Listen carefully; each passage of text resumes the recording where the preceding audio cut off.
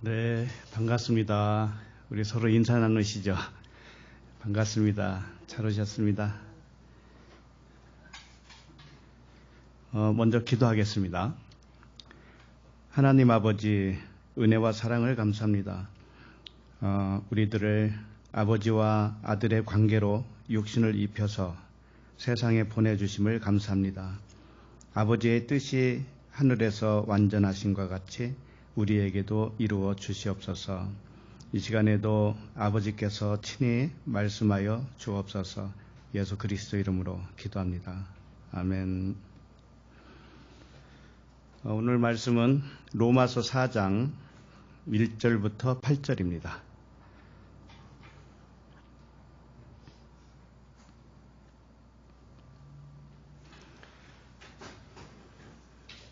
로마서 4장 1절로 8절 한 절씩 읽겠습니다. 그런즉 육신으로 우리 조상인 아브라함이 무엇을 얻었다 하리요? 만일 아브라함이 행위로서 의롭다 하심을 받았으면 자랑할 것이 있으려니와 하나님 앞에서는 없느니라. 성경이 무엇을 말하느냐? 아브라함이 하나님을 믿음에 그것이 그에게 의로 여겨진 바 되었느니라. 일하는 자에게는 그 삭시 은혜로 여겨지지 아니하고 보수로 여겨지거니와 일을 아니할지라도 경건하지 아니한 자를 의롭다 하시는 일을 믿는 자에게는 그의 믿음을 의로 여기시나니 일한 것이 없이 하나님께 의로 여기심을 받는 사람의 복에 대하여 다윗이 말한 바 불법이 사함을 받고 죄가 가리워짐을 받는 사람들은 복이 있고 주께서 그 죄를 인정하지 아니하실 사람은 복이 있도다 함과 같으니라. 아멘. 로마서 15번째 말씀 제목은 불법 사함과 죄 가리움의 복입니다. 불법을 사함받고 죄가 가리워짐을 받는 이것이 복이다라고 하는 겁니다. 사람이 행복해질 수 있는 조건이 무엇일까요? 행복해질 수 있는 조건. 이 세상에서 살아야 되니까 풍족한 물질이 있어야 되겠고, 또 건강도 있어야 되겠고, 또 어떤 소망이 이루어지면 좋겠죠. 이렇게 하면 행복해지지 않겠습니까? 자, 그런데 어떤 사람에게 이 세상을 행복하게 살아가는 데 필요한 모든 것이 갖춰졌다고 치자고요. 자, 그런데 그 행복을 조건으로 삼는 물질이라든지 건강이라든지 어떤 소망이 이루어지는 모든 것들을 얻는 데 있어서 거기에는 불법도 있었다라고 여겨진다면 또는 거기에 죄가 가미됐다라고 여겨진다면 그 사람은 죄책감에 시달리지 않겠어요? 그러겠죠? 그래서 이 정죄감이 그에게 항상 따라 붙어요.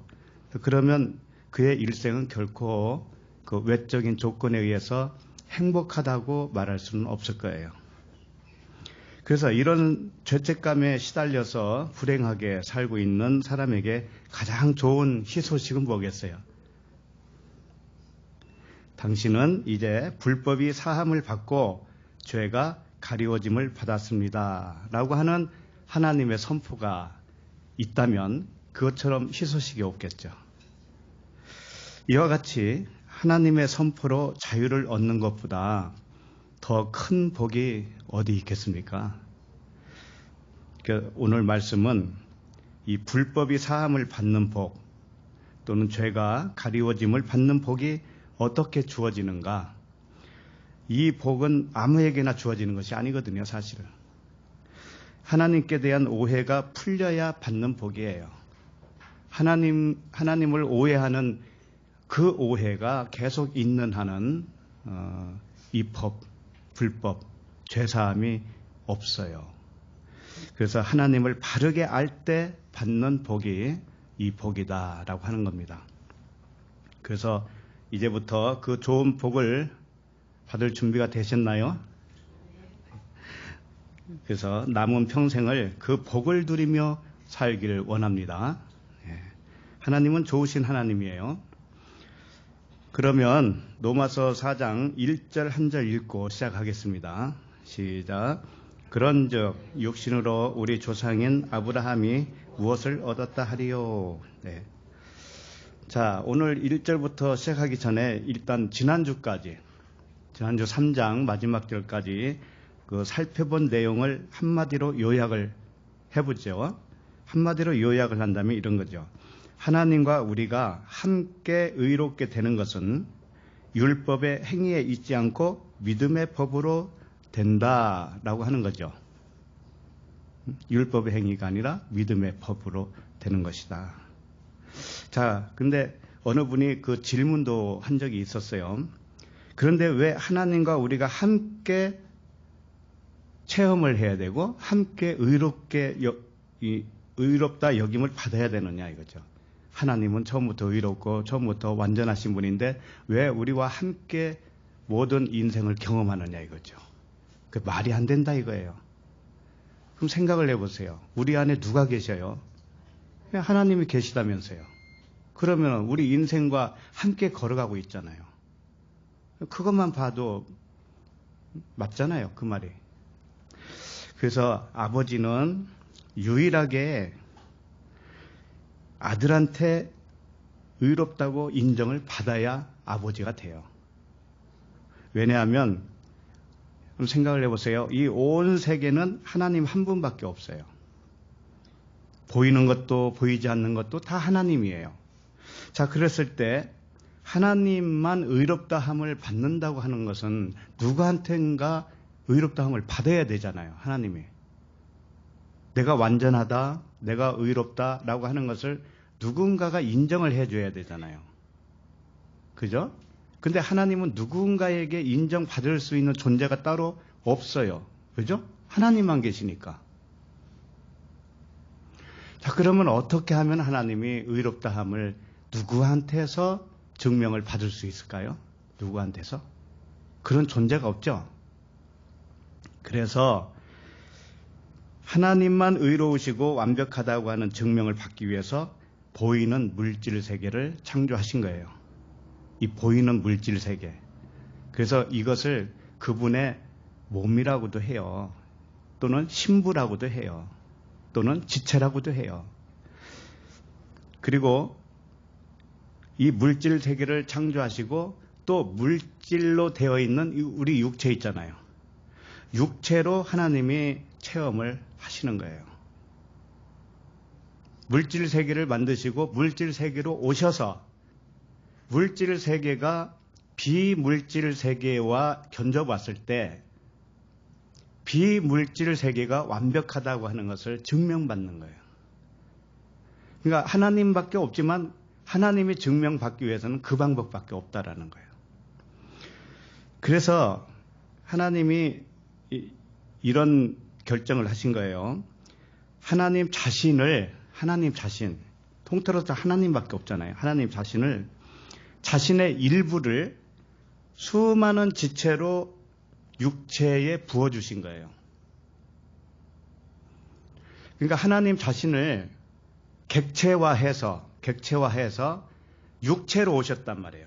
우리와 같이 이 사람의 모습으로 이 물질 세계로 오셨단 말이에요.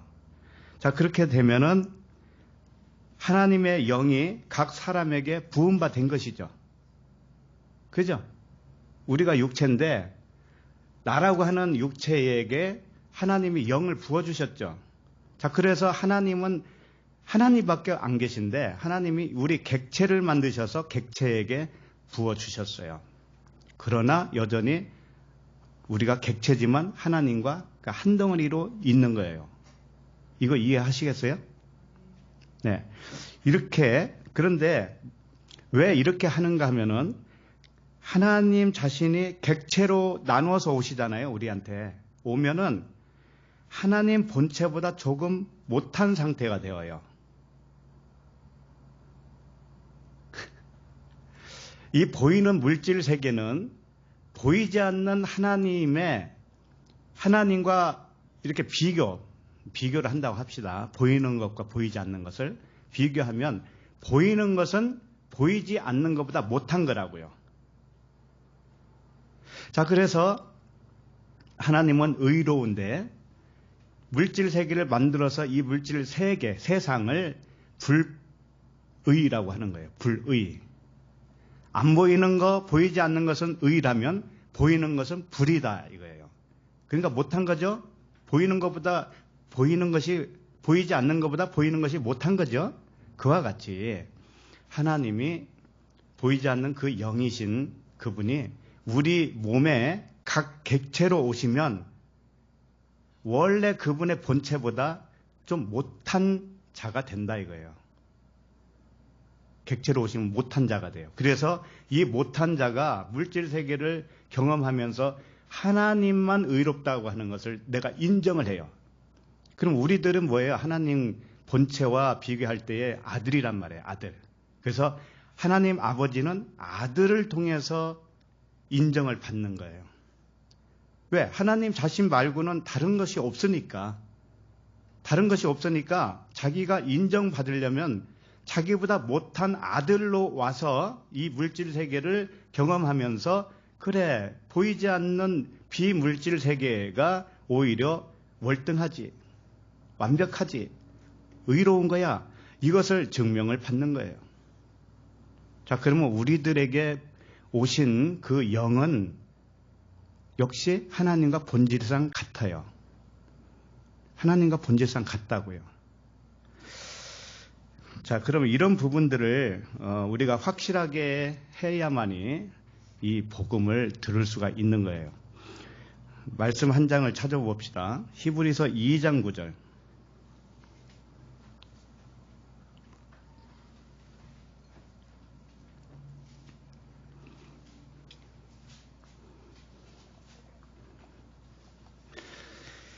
히브리서 2장 9절 시작. 오직 우리가 천사들보다 잠시 동안 못하게 하심을 입은 자 곧 죽음의 고난 받으심으로 말미암아 영광과 존귀로 관을 쓰신 예수를 보니 이를 행하심은 하나님의 은혜로 말미암아 모든 사람을 위하여 죽음을 맛보려 하심이라. 예수 그리스도께서 천사보다 조금 못하게 했다라고 여기서 표현하고 있는 거예요. 원래 예수 그리스도는 하나님과 동등해요. 그죠? 하나님의 본체시나 그러잖아요. 본래 하나님의 본체라고요. 예수 그리스도는. 그런데 그분은 하나님 아버지와 동등됨을 취하지 아니하시고 자기를 비워서 종의 형체로 입고 이 땅에 오신 거예요. 거기까지 이해가 가죠. 그러니까 하나님과 원래 동등하신 예수 그리스도께서 육체를 입는 순간에 종의 형체가 되어버렸단 말이에요. 자, 그러면 하나님 아버지는 여전히 계셔요. 근데 그 여전히 계신 그분이 또 육체를 입고 객체로 오셨어요. 자, 그러면은 이 두 분을 서로 비교할 때, 그러면 종의 형체와 본래 하나님의 본체가 이렇게 생겼죠. 그죠? 그러면 이렇게 두 존재를 비교할 수가 있죠. 역시 하나지만 둘로 나누었으니까. 마치 빛을 어둠과 빛으로 나눈 것과 같이 이렇게 나눴단 말이에요. 그렇게 해서 나눈 이유는 원래 본체가 완벽하다고 하는 거, 완전하고 의롭다라고 하는 것을 아들을 통해서 증명을 받는 거예요. 그래서 천사들보다 잠시 동안 못하게 하심을 입었다 이렇게 표현하잖아요. 그죠? 그러니까 육체를 입고 오는 순간 천사보다도 못한, 잠시 못한 그런 존재가 되었다라고 하는 거예요. 육체 예수를 의미하는 것인데 하나님의 육신을 입으면 천사보다 조금 못한 하나님이 되는 거예요. 육체를 벗으면 어떻게 할까요? 그러면 육체를 벗으면 하나님과 동등하게 되는 것이죠. 그렇죠? 그러니까 육체를 입고 있는 동안에는 하나님과 동등함이 아니라 하나님보다 더 낮춘 상태, 좀 못한 상태, 이런 상태란 말이에요. 자, 그 목적은, 그렇게 하는 목적은 그분과 똑같은 종의 형체를 입고 온 우리들과 함께 경험하기 위해서예요. 그러니까 그분은 하나님과 동등됨이에요. 원래는 진리로 하나님과 함께 계셨잖아요. 진리는 하나님과 하나잖아요. 영도 하나님 영이니까 똑같아요. 그런데 그분이 육체를 입고 오는 순간에 하나님과 동등됨을 취하지 아니하시고 자기를 비워서 종의 형체를 취하신 거예요. 스스로가. 그러니까 사실은 예수 그리스도도 하나님 아버지예요. 그러나 육체를 입고 오는 순간에 종의 형체를 입으셨어요. 자, 그렇게 하는 이유는 뭐냐면은 그분과 똑같은 우리들도 똑같아요. 예수 그리스도와 똑같은 종의 형체란 말이에요. 그런데 다만 예수 그리스도는 그분이 죽어주시고 살아나시는 그 모양을 우리에게 본을 보여주셨어요. 자, 그래서 우리들도 똑같은 종의 형체를 입고 온 우리들도 함께 그분이 죽으시고 살아난 것을 경험을 하는 거예요. 그런데 그분은 몸이 완전히 죽었다 살아나셨지만 우리는 그게 아니고 몸에 속한 육신의 생각이 죽는 거예요. 육신의 생각이 죽고 영의 생각으로 살아나는 것, 이것을 그분은 육체를 완전히 죽이시고 다시 살아나시는 것으로 우리에게 가르쳐 주신 거예요. 그래서 그분은 성령으로 우리에게 또 오시잖아요. 오셔서 그렇게 함께 물질 세계를 경험함으로써 하나님 아버지만 의롭다함을 증명하는 거예요. 그렇게 증명받으면 그렇게 증명하게 된 우리들도 똑같이 의롭다함을 받아요. 그래서 예수 그리스도께서 원래 하나님의 본체신데 육체를 입고 종의 형체로 자기를 비워서 종의 형체로 오시면 그 상태가 하나님보다 좀 못한 거예요. 못한 상태라고요. 자기를 비웠으니까. 그렇게 온 사람들이 누군가 하면은 우리들이란 말이에요. 우리들. 그래서 예수 그리스도와 우리는 똑같은 거예요. 그걸 가르쳐 주려고 그분이 대표로 오셨던 거예요. 그러니까는 굳이 말하면 우리 육신은 뭐예요? 예수예요. 각자 우리 이름이 있죠? 그게 예수예요. 그러나 내 안에 아버지께서 종의 형태로 그 본체와 비교해서 좀 못한 상태로 우리에게 오셨잖아요. 그러나 그분은 여전히 아버지예요. 그래서 주님이 뭐라고 하냐면 너희들이 나를 본 자는 아버지를 보았거늘. 자, 그럼 옆 사람을 볼 때 누구를 봐야 돼요? 아버지를 봐야 돼요. 하나님 아버지를. 옆 사람이 하나님 아버지나 마찬가지예요. 옆 사람이 아들 그리스도나 마찬가지예요. 똑같다고요. 그것을 믿는 사람만, 그걸 못 믿는 사람 빼고. 그래서 모든 사람을 위하여 죽음을 맛보려 하심이라 이렇게 되어 있는데 믿는 모든 자들도 예수님과 같은 모양으로 왔어요. 예수님의 육체가 실제로 죽음을 맛보았기 때문에 우리들은 그 육신에 속한 생각이 그와 같이 죽어야 된다라고 하는 것을 알게 되는 거예요. 그렇게 해서 의롭다함을 받는 것이죠. 자, 그런데 여기서 천사보다 잠깐 못하다고 그랬잖아요. 천사보다. 이게 무슨 뜻이냐면은 천사가 뭘까요? 천사는 히브리서 1장 14절에 보면 이렇게 나와 있어요. 모든 천사들은 섬기는 영으로서, 천사는 일단 영이란 말이에요. 영. 육이 아니고 영이에요. 영으로서 구원받을 상속자들을 위하여 섬기라고 보내심이 아니냐.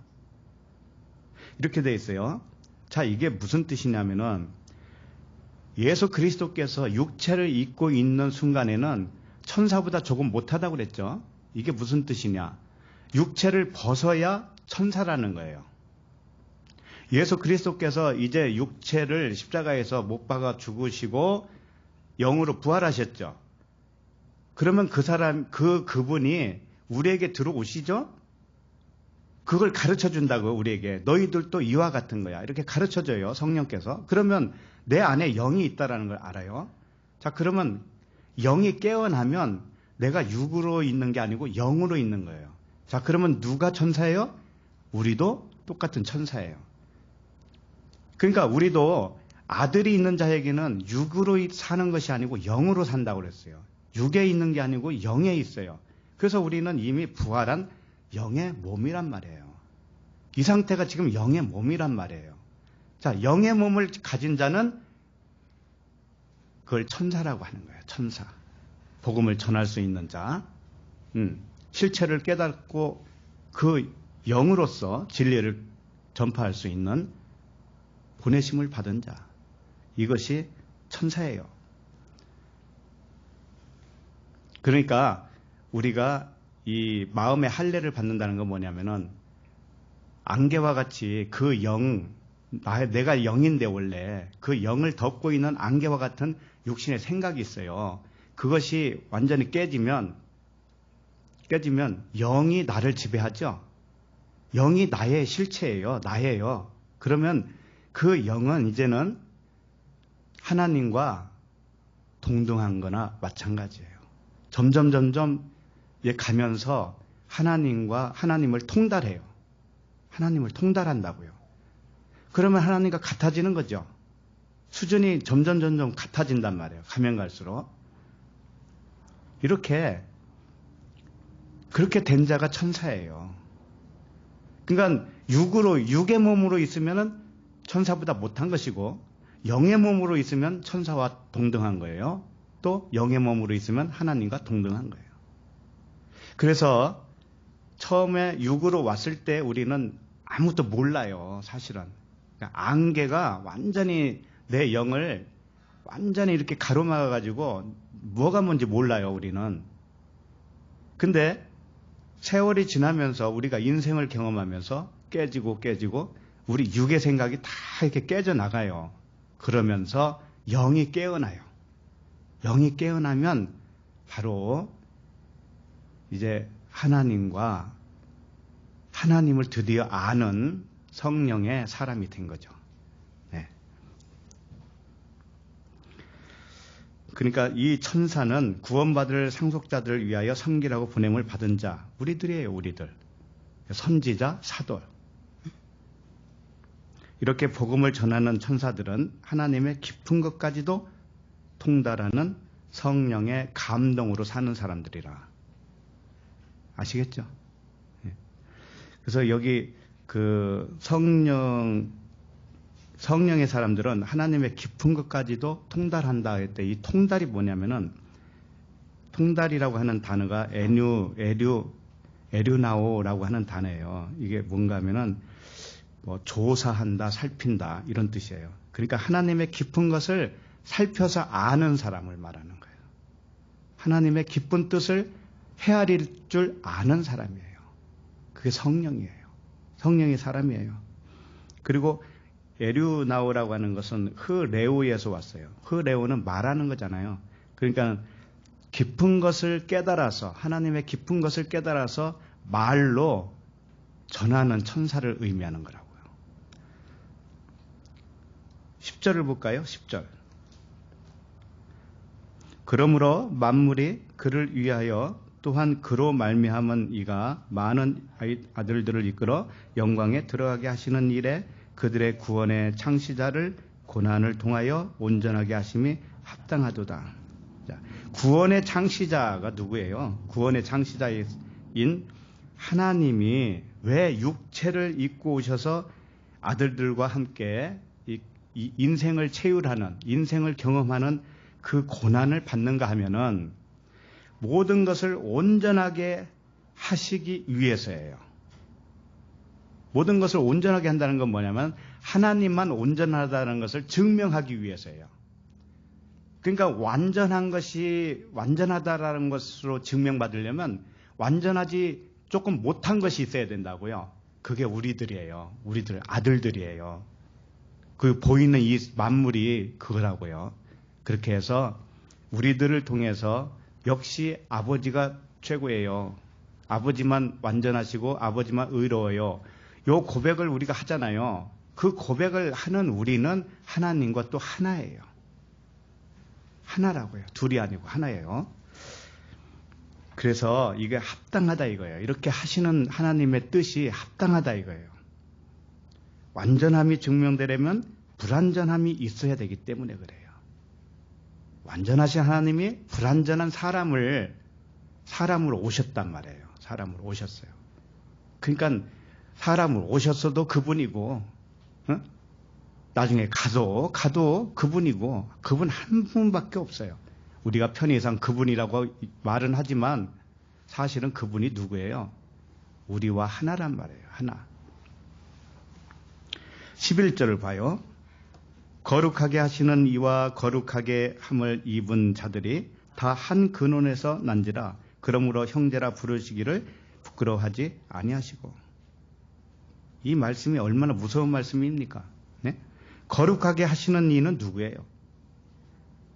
하나님이시고 예수 그리스도시죠. 또 거룩함을 입는 아들들이 누구예요? 우리들이죠. 그런데 어디서 났다고 그래요? 한 근원에서 나왔다 그랬잖아요. 한 근원에서.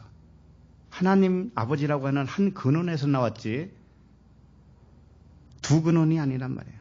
그러므로 예수 그리스도와 우리는 형제다 이거예요. 자, 형제는 하나를 의미합니다.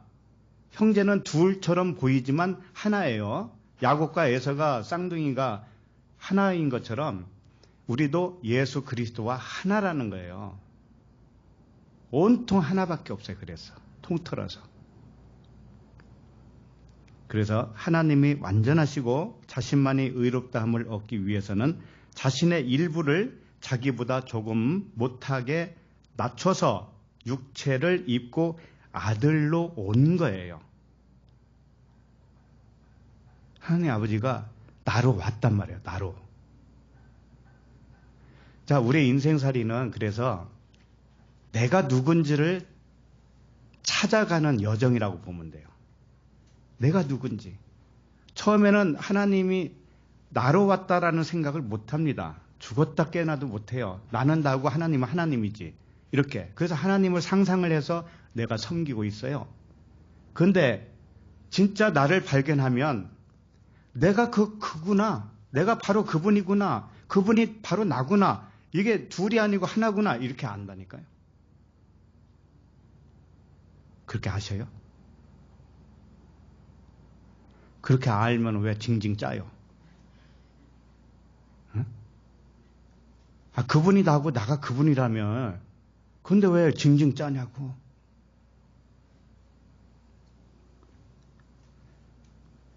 그러니까 십계명 첫 번째가 뭐예요? 다른 신을 섬기지 못하게 한다. 너희에게 다른 신이 없게 하겠다. 그게 무슨 뜻인지 알아요? 네가 신이야. 네가 신이야. 너 말고 다른 신은 없어. 이런 뜻이란 말이에요. 하나님과 내가 하나니까 그분과 내가 하나라니까 그러면은 다른 신이 있어요? 나밖에? 나밖에 다른 신이 없죠. 하나님밖에 다른 신이 없듯이 나밖에 다른 신이 없어요. 이거 얼마나 놀란 일입니까?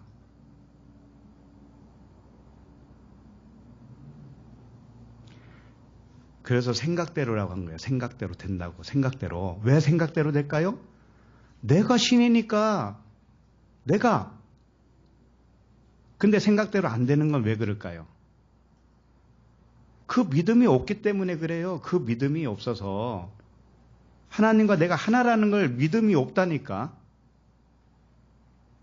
그러니까 둘로 나누지 항상. 하나님 아버지 이렇게 해주세요. 이것 좀 주세요. 이렇게. 그러면 어떻게 해야 될까요? 그렇게 구하지 말고 어떻게 해야 될까요? 그냥 네가 생각만 해. 그럼 너한테 올 거야. 이 우주 만물을 누가 창조하셨죠?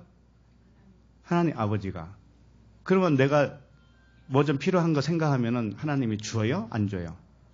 하나님이 주는 게 아니에요. 그냥 우주 만물이 나한테 오게 되어 있어요. 그러니까 이 수준까지 가려면 도대체가 안개가 거치지 않고서는 될 수가 없어요. 안개.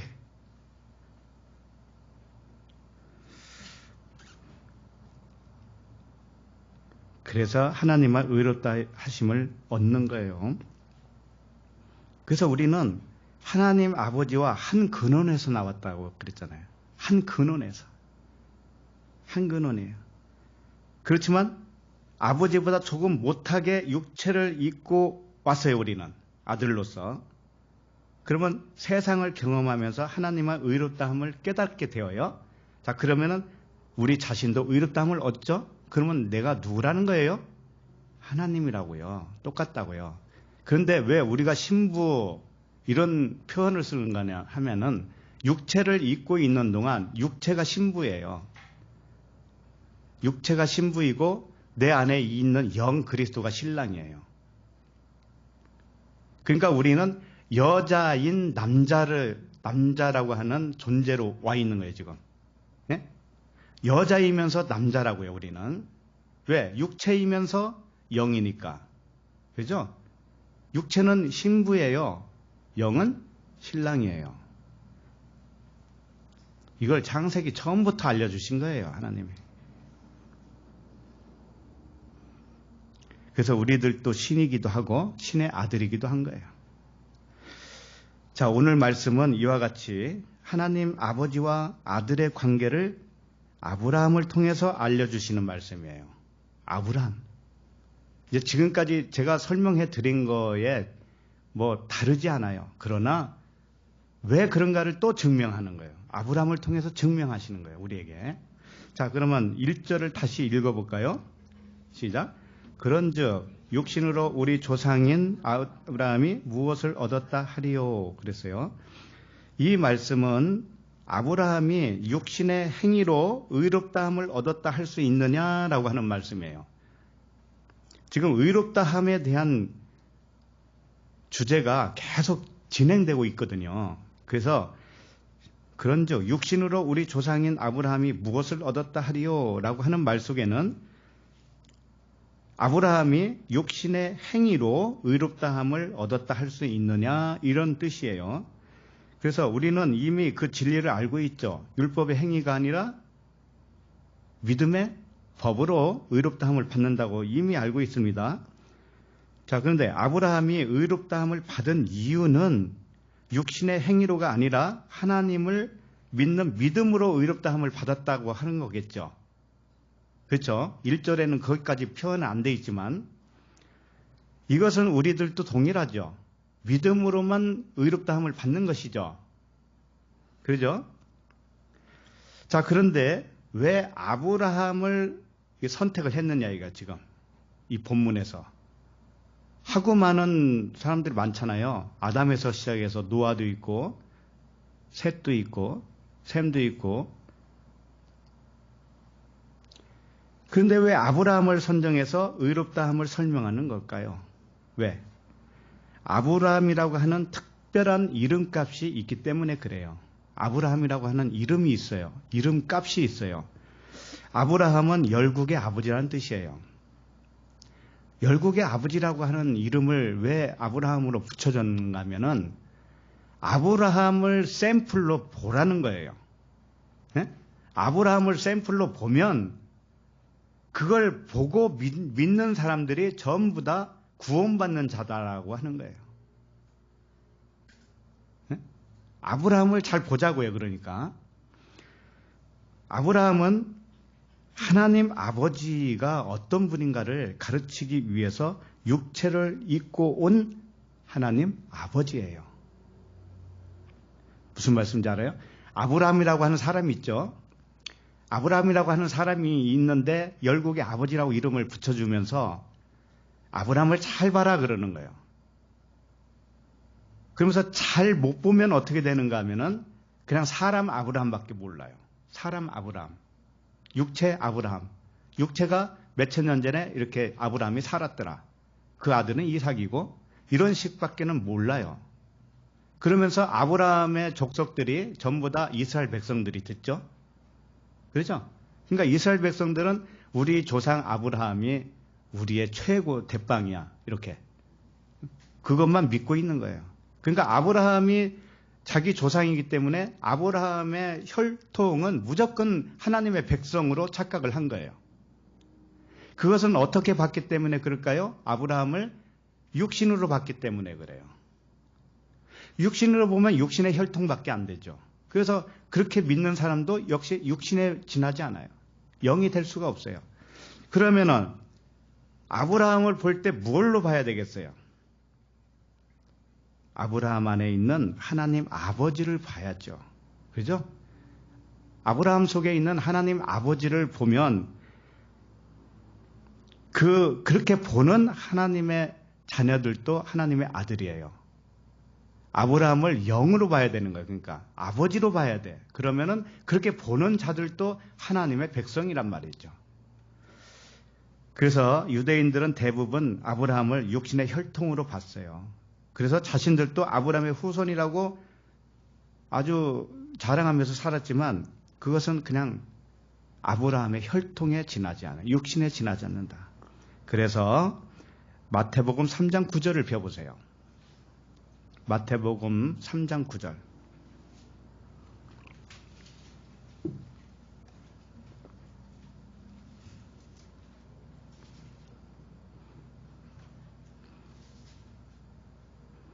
읽어볼까요? 속으로 아브라함이 우리 조상이라고 생각하지 말라. 내가 너에게 이르노니 하나님이 능히 이 돌들로도 아브라함의 자손이 되게 하시리라. 너희들이 속으로 아브라함이 우리 조상이라고 생각하지 말라. 지금 세례 요한이 한 얘기예요. 세례 요한이 회개를 촉구하는 말씀이거든요. 이게 회개가 뭔가 하면 아브라함을 너희 조상이라고 생각하지 마. 너희 혈통이라고 생각하지 마. 너희 아버지라고 생각하지 마. 이렇게 생각하지 않는 것이 돌이키는 것이 뭐냐면 그게 회개예요. 자, 그러면 회개를 어떻게 하게 되는가 하면은 지금 계속 보시면 너에게 이르노니 하나님이 능히 이 돌들로도 아브라함의 자손이 되게 하시리라 그랬죠. 그죠? 이게 무슨 뜻이냐면은 아브라함을 하나님 아버지로 볼 줄 알아야 하나님의 자손이 되는데 아브라함을 이스라엘의 아버지로 생각하면 육신의 조상일 뿐이다 라고 하면서 하나님이 능히 이 돌들로도 아브라함의 자손이 되게 하겠다. 너희들이 아브라함의 자손이라고 생각하지 그러면 바로 이 돌들이 돌들을 믿는 사람이 아브라함의 자손인 거거든. 이런 뜻이거든요. 근데 여기서 보면은 이 돌이라고 그랬죠. 이 돌들. 이 돌들은 무슨 뜻이냐면은 꼭 돌을 말하는 게 아니에요. 이 사람들을 얘기한 거예요. 그 주변에 있는 사람들. 주변에 있는 사람들을 가리켜서 이 돌 같은 이 사람들 이런 뜻이에요. 근데 왜 돌 같은 이 사람들이라고 표현을 했을까요? 이게 첫 번째 돌이라는 뜻이에요. 첫 번째 돌. 첫 번째 돌이 뭐예요? 깨져야 할 돌이잖아요. 십계명은 돌판 2개가 써져 있죠? 똑같은 거지만.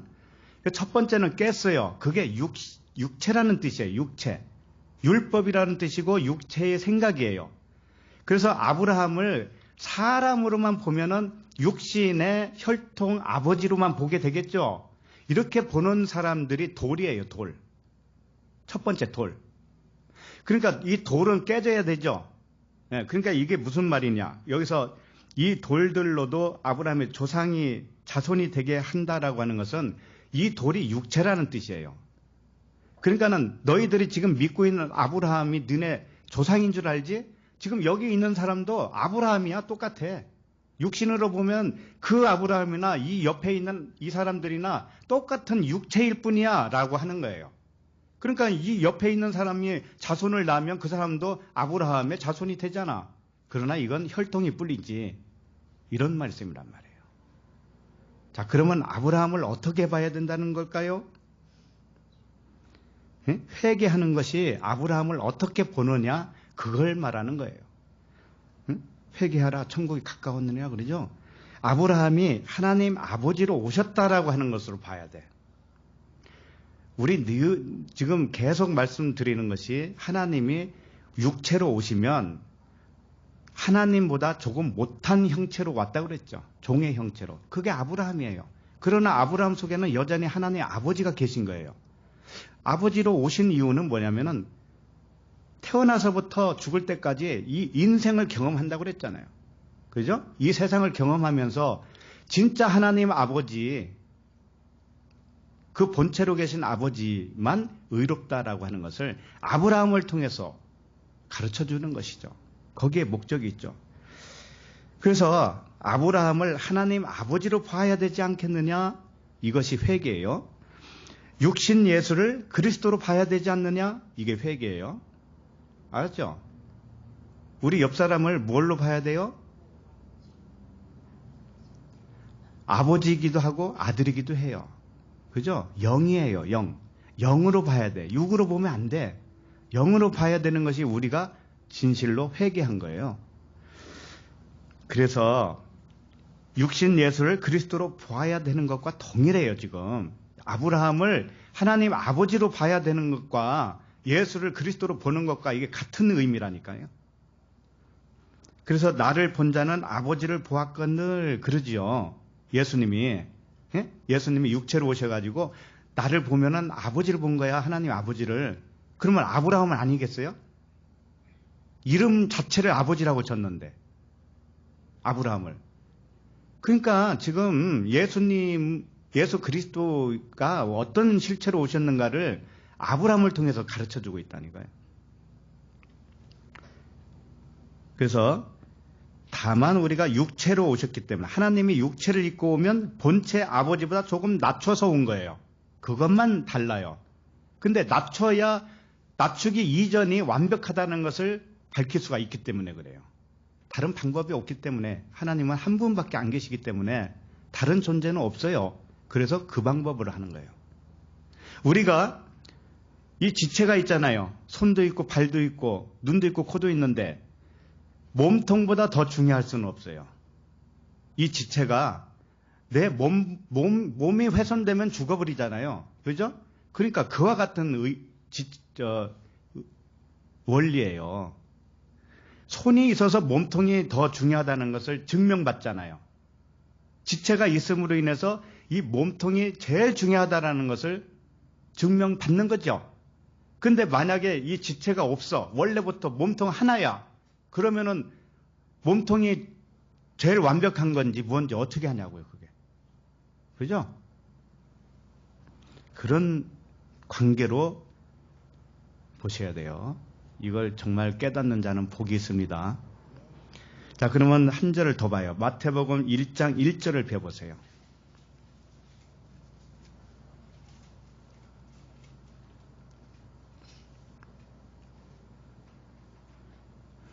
마태복음 1장 1절을 읽어봅니다. 아브라함과 다윗의 자손 예수 그리스도의 계보라. 자, 이렇게 돼 있죠. 아브라함과 다윗이 육체로는 누구와 같은가 하면은 예수와 같아요. 육체 예수. 아브라함과 다윗을 육체로 본다면 예수와 같다고요. 육체 예수와 같아요. 자, 이걸 영으로 보면 그리스도와 같죠. 그리스도와 같죠. 그렇죠? 예, 그와 같은 거예요. 자, 그러므로 하나님의 아들들은 육체로 보면 안 되는 거예요. 영으로 봐야 되는 거예요. 아셨죠? 우리는 영으로 봐야 돼요. 육체로 보면 어떻게 될까요? 뭔 차이가 있어요? 육체로 보는 것과 영으로 보는 것 차이가 뭐가 있어요? 육체로 보면 육체의 이의를 판단해요.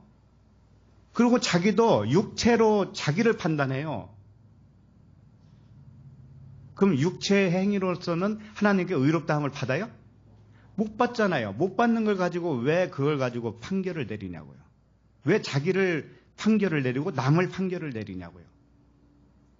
그러니까 영으로 봐야 된다는 말씀이 무슨 말씀인지 알겠죠, 이제? 알겠죠? 예. 그래서 영은 하나님의 기쁜 것까지도 살펴볼 줄 아는 푸뉴마예요. 푸뉴마인데 육을 입고 온 아들신들은 아버지보다 조금 못하게 온 지체예요. 그것뿐이에요. 자, 그러면 17절을 봐요. 17절. 지금 마태복음 1장 17절. 시작. 그런즉 모든 대수가 아브라함부터 다윗까지 14대요. 다윗부터 바벨론으로 사로잡혀 갈 때까지 14대요. 바벨론으로부터 사간부터 그리스도까지 14대더라. 자, 여기 보면은 끝에 가서는 예수 그리스도라고 안 하고 뭐라고 그래요? 그리스도까지 14대더라 이렇게 돼 있죠. 처음 시작은 예수 그리스도의 계보라고 해놓고 이게 무슨 뜻이냐면은 14대 14대가 몇 번 나와요? 여기 3번 나와요. 그러니까 이걸 3일길로 지금 여기서 설명하고 싶은 거예요. 3일길 3번의 대수가 이렇게 나눠지잖아요. 3일길이에요. 그러니까 3번 나눠지는 이 대수가 가면 갈수록 끝에 가서는 뭘로 드러나는가 하면은 그리스도로 드러나요. 예수로는 죽고 그리스도로 드러나요. 그러니까 처음 14대, 그 다음에 14대, 이게 3번 가는 동안에 3일길이에요. 예수로는 죽고 그리스도로 살아나는 거. 그것을 여기서 표현하고 싶은 거예요. 자, 그런데 14는 7이 2번이죠. 7 더하기 7은 14잖아요. 그죠? 그러니까 왜 14대로 표현했겠느냐 이거요? 이것은 뭐냐면은 14대가 3번 나오지만 한 번 나올 때마다 거기에는 7의 언약, 또 7의 언약, 이 두 언약이 여기서 해결된다라는 뜻이에요. 자, 두 언약이 뭐예요? 하갈과 사라죠. 행위와 믿음이잖아요. 땅의 언약과 하늘의 언약이죠. 자, 그러니까 첫 번째 대수에서 하갈과 같은 땅의 언약이 하늘의 언약으로 완성이 되는 거예요. 첫 번째 대수에서. 그 다음에 두 번째 대수에서도 똑같이 그렇게 되는 거예요. 그 다음에 세 번째 그렇게 돼서 드디어 그리스도만 남는 겁니다. 여기서 이해가 가나요? 그래서 아브라함이 육신으로는 의롭다함을 받을 수 있겠느냐라고 오늘 질문을 한 거예요. 로마서에서. 응? 그럴 수가 없죠. 육으로 보면 아무것도 아니잖아요. 육으로는. 그죠? 영으로 봐야죠. 그죠? 예, 그 말씀을 일단 서두에서 한 거예요. 그래서 로마서 8장 6절에서는 읽어드립니다. 육신의 생각은 뭐라고 그랬어요? 사망이요. 영의 생각은 생명과 평안이라고 그랬어요. 그래요. 그러니까 우리는 모든 이 우주 만물을 생각할 때 영으로 생각을 해야 돼. 물질을 보면 육이에요. 일단 보면 육이에요. 그러나 그 육을 통해서 무엇을 가르쳐주기 위해서 육을 줬는가 하면은 전능하신 하나님, 완벽하신 하나님, 그 영으로 봐야 되는 거예요. 영으로. 그런데 우리 인생살이가 뭐예요? 육의 인생살이잖아요. 육신이 어떻게 하면 잘 먹고 잘 사느냐 그 문제잖아요. 근데 그렇게 보면은 뭐예요? 사망이란 말이에요. 그 자체가 사망이란 말이에요. 그렇게 보고 있는 것 자체가. 육의 생각은 사망이라고 그랬잖아요. 영의 생각은 생명과 평안이다. 우리는 영의 생각으로 봐야지 육의 생각으로 보면은 그 자체가 사망인 거예요. 자, 그래서 로마서 3장 27절에 보면 우리가 살펴본 거예요. 거기에 보면은 이런 말, 아직 그러지 말고 2절로 갑니다. 오늘 로마서 4장 2절로 갑니다. 본문 2절. 한번 읽어볼까요? 시작. 만일 아브라함이 행위로서 의롭다 하심을 받았으면 자랑할 것이 있으려니와 하나님 앞에서는 없느니라. 예. 당연하죠.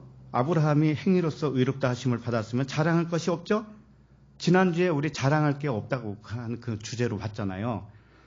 그게 그 말씀과 똑같아요. 로마서 3장 27절에 보면 지난주에 봤던 그런즉 자랑할 데가 어디냐? 있을 수가 없느니라. 무슨 법으로냐? 행위로냐? 아니라 오직 믿음의 법으로니라. 육신의 행위로 자랑할 수 없는 이유가 뭐냐면은 사람이 의롭다함을 받는 근거가 오직 믿음의 법으로 되기 때문에 그렇다라고 하는 거예요. 자, 여기까지 이렇게 설명했어도 조금 부족한 면이 있어요. 뭔가 하면은 아니 행위의 법인 어디까지 행위로 보아야 되고 믿음의 법은 어디까지 믿음으로 봐야 되느냐. 이거 구분할 수 있어요? 사람이 의롭게 되는 것은 율법의 행위에 있지 않고 믿음에 있다고 그랬습니다. 자, 그러면 어디까지 행위고 어디까지 믿음이냐 이거예요. 그거 설명할 수 있겠어요?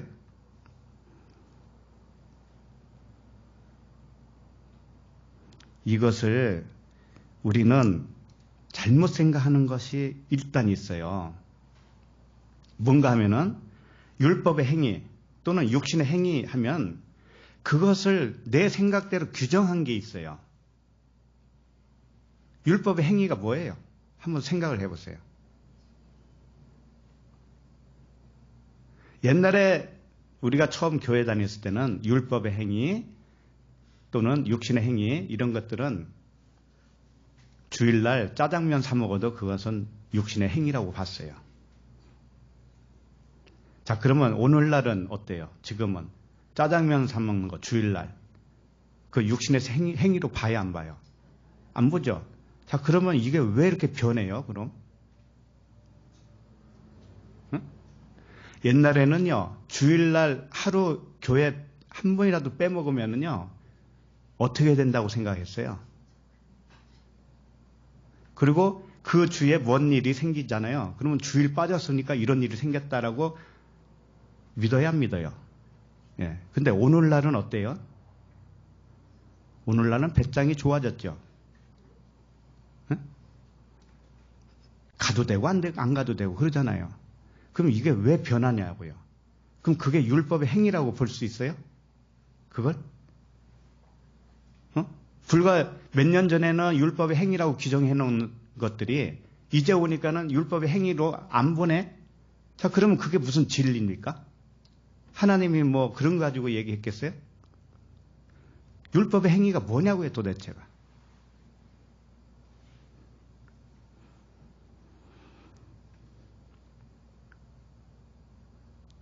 이거예요. 우리가 살고 있죠, 이 세상에서. 살고 있는 것을 아침에 일어나서 밤에 잘 때까지 모든 활동이 있죠, 활동. 이게 율법의 행위예요. 이게 육신의 행위란 말이에요.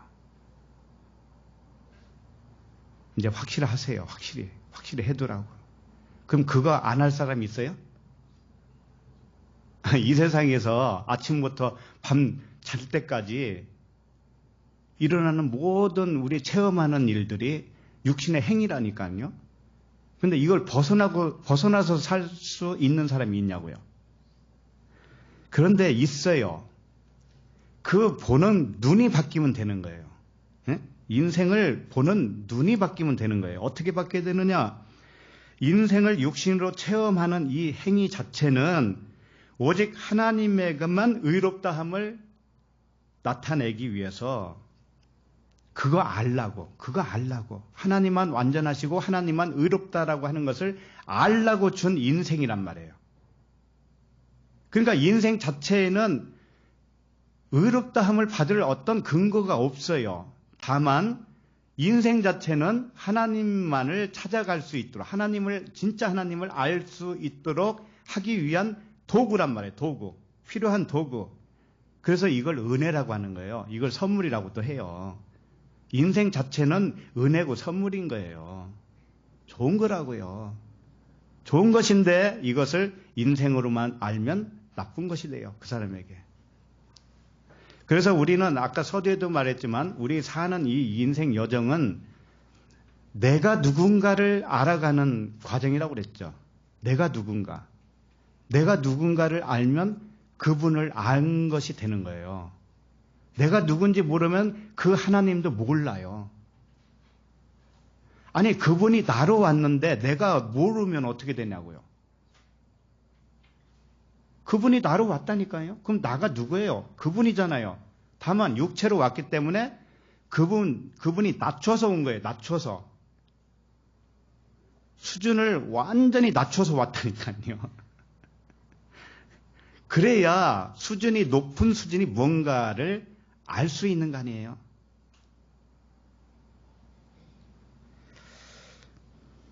그래서 성경은 서로 상반되는 듯한 말씀이 또 있어요. 예를 들면은 아브라함이 믿음으로 의롭다함을 받았다고 하니까 행위도 있어야지 믿음으로만 되는 게 아니야 라고 하는 말씀이 있어요, 없어요? 야고보서에 가면 있잖아요. 그죠? 야고보가 뭐라 했냐면 믿음으로만 되는 게 아니야. 행위가 있어야 돼. 이랬단 말이에요. 이제 그 부분을 살펴보면서 이게 같은 말씀이라는 것을 좀 알기를 원합니다. 야고보서에서 야고보가 얘기했던지 로마서에서 바울이 얘기한 것이 다 같은 말이라는 거예요. 같은 말. 왜? 한 성령이 쓰셨는데 틀리면 큰일 나죠. 야고보서 2장 21절 봅니다.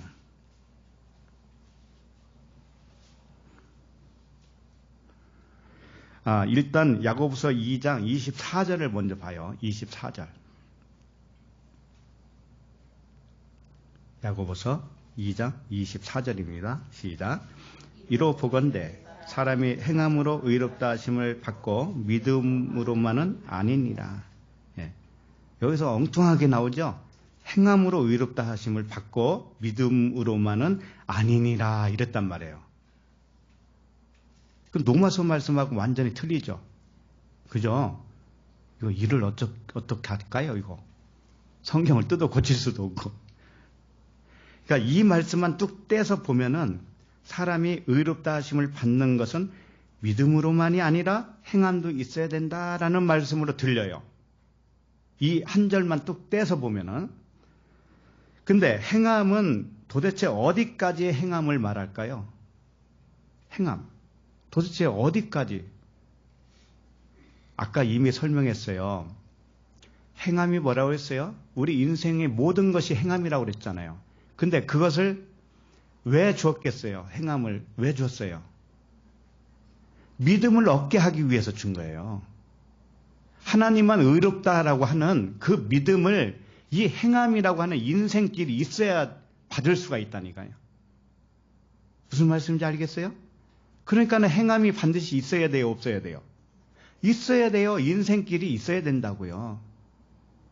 우리가 이 세상에 사는 것 자체가 그냥 행함이라니까요. 그래서 사람들은 이것을 잘 모르기 때문에 행함은 도대체 어디까지를 말하는가 이런 생각을 이게 좀 깊이 생각해 봤으면 알 텐데 행함 하면은 정직하고 똑바로 사는 거지 뭐.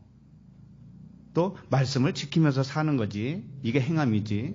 이런 거. 이것은 각 나라별로도 달라요. 이 행함의 종류를 말한다면은 정직하게 사는 것이 저 나라에서는 정직한데 이 나라에 오면 그건 불법이 될 수도 있어요. 몰라요? 아니 마약 먹는 것이 어느 주는 합법화되어 있을 수도 있는데 어느 주에서는 그게 불법이 된단 말이에요. 마약도 종류가 많아요. 모든 마약을 내가 통틀어서 얘기하는 건 아니에요. 어떤 마약은 합법화된 것도 있단 말이죠. 그런데 합법화된 것도 다른 주에서는 불법이에요. 자, 이게 진리입니까? 여기서는 불법이고 여기서는 합법이면 그게 무슨 진리냐고요. 아니겠죠? 그렇기 때문에 행함하면은 우리의 인생 총 전체를 통틀어서 행함이라고 그러는 거예요. 그게 일이라고 그러는데 쉽게 보면 이렇게 보면 돼요. 이 행함이라고 하는 단어가 에르곤이라고 하는 단어인데 에르곤은 뭐냐면 그냥 일하다, 그냥 수고하다 이런 뜻이란 말이에요. 일하고 수고하고 인생이 일하고 수고하고 하는 거지요.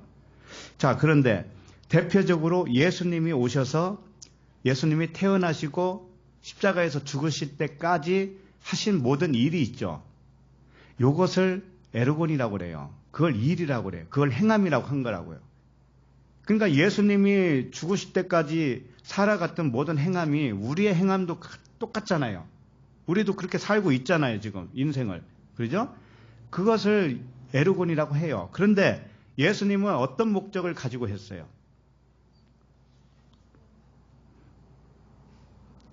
예수님은 목표가 딱 있어요. 목표가. 그분은 하나님을 의롭다함을 여기려고 그러는 거예요. 아들로 오셔가지고. 그래서 그분이 내 아버지께서 이제까지 일하시니 나도 일한다라고 하셨죠. 그 일이 에르곤이란 말이에요.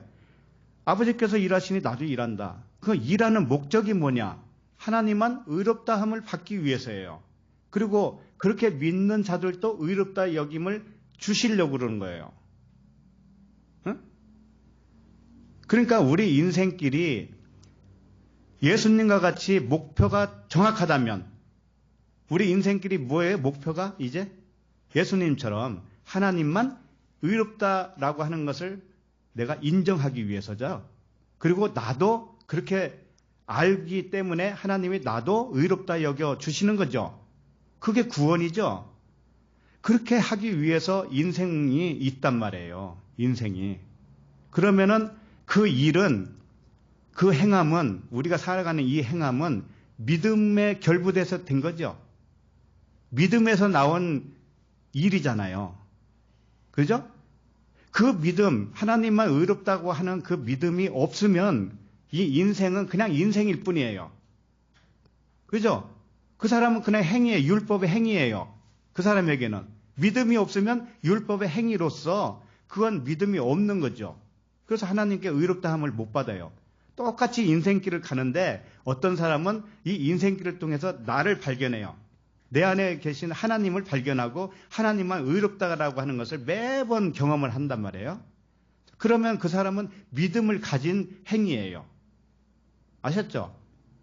그러니까 행위와 믿음이 같아요? 틀려요? 같은 것이 된 거죠. 같은 것이 돼요. 그런데 그 믿음이 없는 사람에게는 어떤 믿음이요? 하나님만 의롭다 하는 것이고 그 하나님을 의롭다 하는 것을 이 인생 일을 통해서 알게 된 사람, 그 믿음을 가진 사람 말고 전혀 모르는 사람, 그 사람은 행위란 말이에요. 인생이 그냥 행위일 뿐이에요. 믿음하고는 관계없는 행위란 말이에요. 그러면 행위로 의롭다함을 받아요? 못 받죠. 그 말씀이란 말이에요.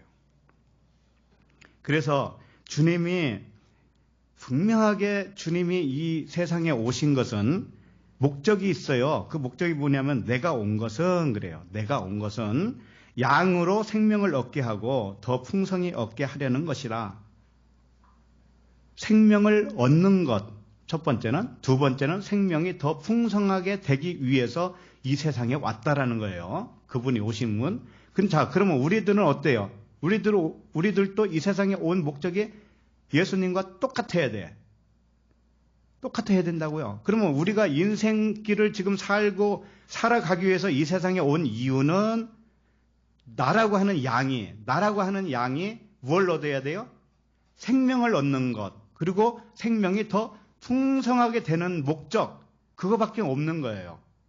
이렇게 아는 사람은 율법의 행위가 아니에요. 그 사람은 이제는.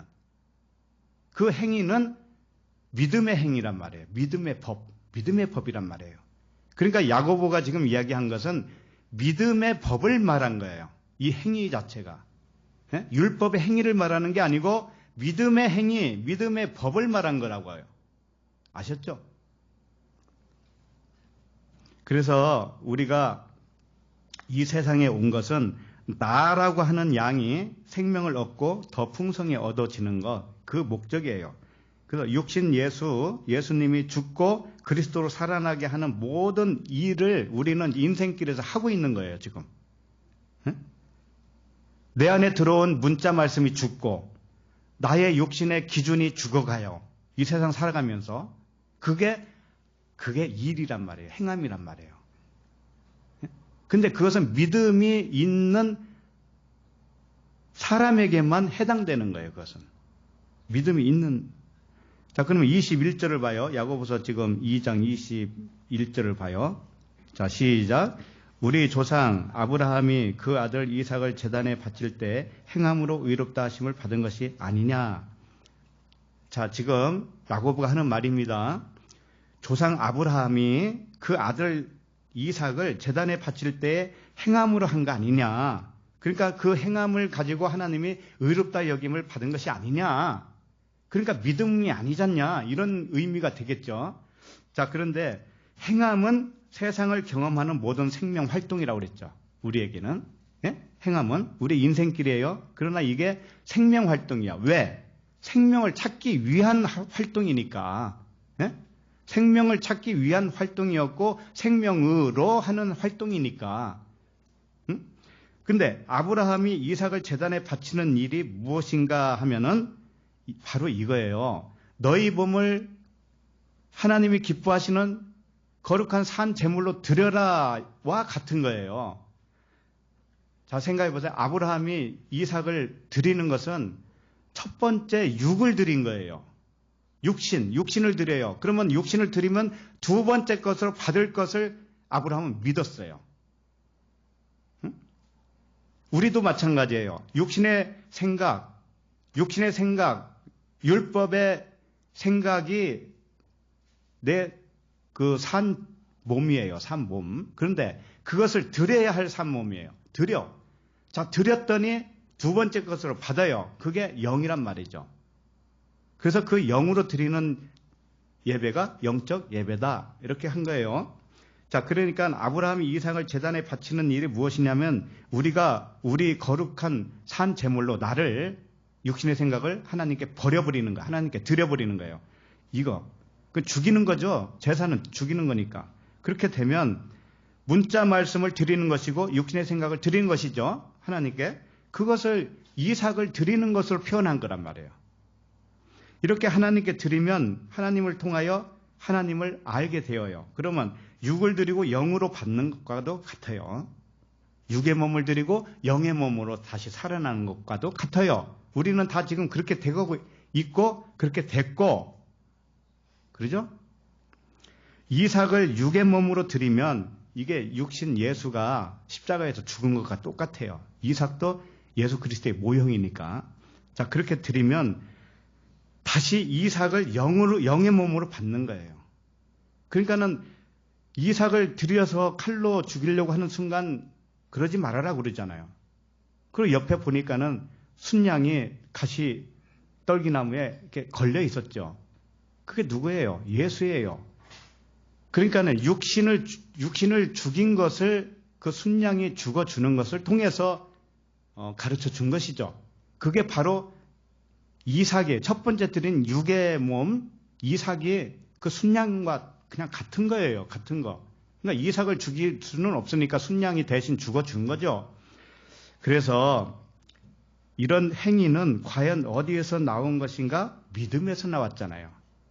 아브라함이 아들 이삭을 바치면은 다시 얻을 줄로 믿는 믿음에서 나온 행위란 말이에요, 이게. 그렇죠? 그러니까 이 행위는 믿음과 그냥 하나예요, 하나. 그러므로 이삭을 드리는 행함은 절대적으로 믿음이 겉으로 표현된 거예요. 믿음이 겉으로 표현된 그냥 행함이에요. 그러니까 믿음이 행함과 함께 했다고 할 수 있는 거예요. 그죠? 그 다음 절 보세요. 22절. 자, 시작. 내가 보거니와 믿음이 그의 행함과 함께 일하고 행함으로 믿음이 온전하게 되었느니라. 네. 야고보가 그런 거예요. 내가 보거니와 믿음이 그의 행함과 함께 일했다. 행함으로 믿음이 온전하게 되었다. 이렇게 된 거죠. 이게 믿음이 그의 행함과 함께 일했다고 하는 것이 뭐냐면 함께 일했다. 이게 무슨 뜻이냐면 합력했다라는 거예요. 여러분, 합력해서 뭘 이룬다고 그랬죠? 선을. 그게 그 얘기예요. 그러니까 믿음이 우리에게 주어졌는데 그 믿음을 행위로 우리의 인생길로 표현되는 거예요.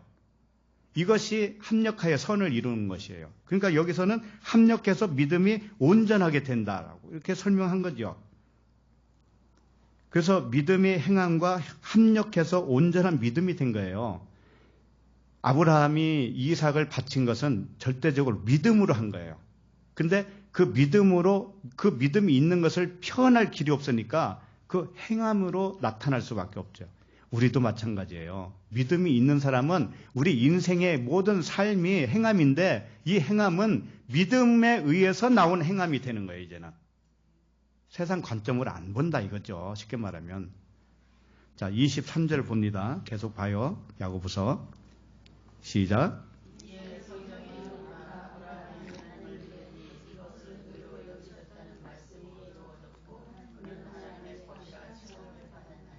네. 이에 성경이 이른바 아브라함이 하나님을 믿으니 이것을 의로 여기셨다. 말씀이 이루어졌다 이거예요. 이삭을 바치는 그 행위를 통해서 그 믿음이 확증됐다 이거. 확증됐다. 믿음이 확증됐다. 그래서 하나님의 벗이라 칭함을 받았다. 결국은. 그래서 아브라함의 믿음은 이삭을 육의 몸으로 드리면 반드시 영의 몸으로 다시 얻는다라고 하는 믿음의 행위였단 말이에요. 우리도 마찬가지예요. 우리가 믿음이 있죠. 그러면은 이제 육신의 생각을 버려버리면은 영의 생각으로 내가 살아간다라고 하는 믿음이 있어요, 없어요? 있죠. 그렇게. 그러니까 믿음의 육신의 생각을 그냥 버리기를 원한다, 우리는. 그냥 매번. 예? 하나님을 오해했던 마음들을 다 버리기를 원한다고요, 우리는. 그죠?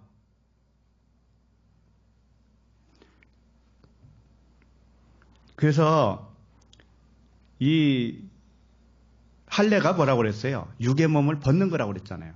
그 벗은 만큼 속살이 드러나겠죠.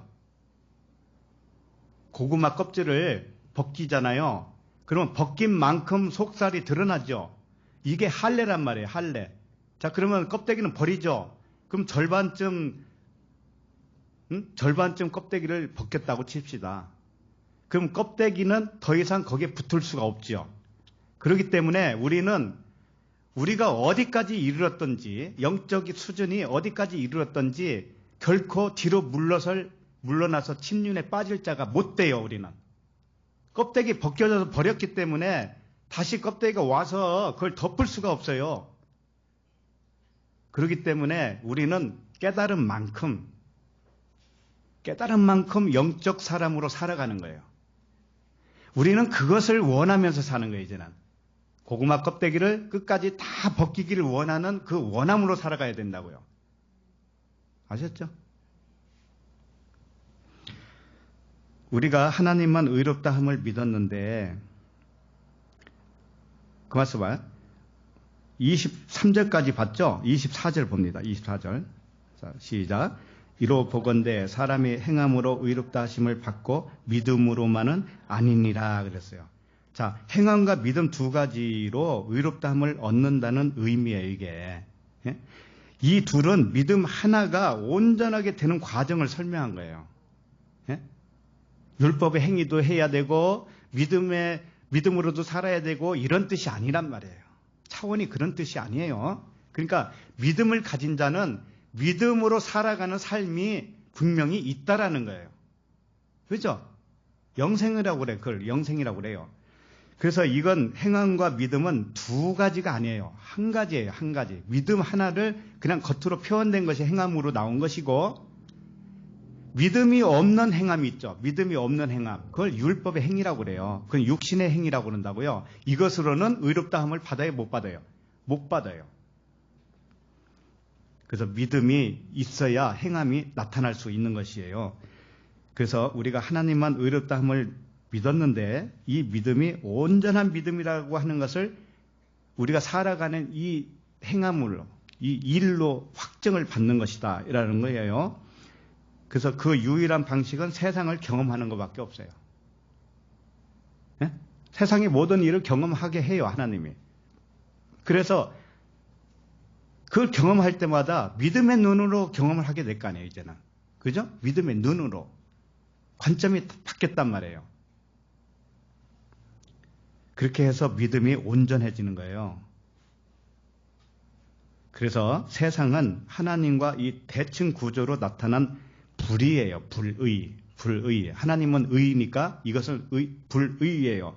그래서 이 불의를 체험하면서 믿음이 온전해질 수 있다라는 거예요. 자, 그러면 본문으로 돌아와요. 본문으로 돌아와서 2절을 다시 봅니다. 만일 로마서 4장 2절 시작. 만일 아브라함이 행위로서 의롭다 하심을 받았으면 자랑할 것이 있으려니와 하나님 앞에서는 없느니라 그랬어요. 그러니까 아브라함이 행위로서 의롭다 하심을 받았으면 할 때 이 행위는 야고보에서 말하는 행위하고 달라요. 믿음이 없이 행위만 하는 거, 그냥 그것은 율법의 의로움 이런 것과 똑같아요. 육신의 의로움 이것과 같은 것이죠. 그걸로는 자랑할 것이 없다.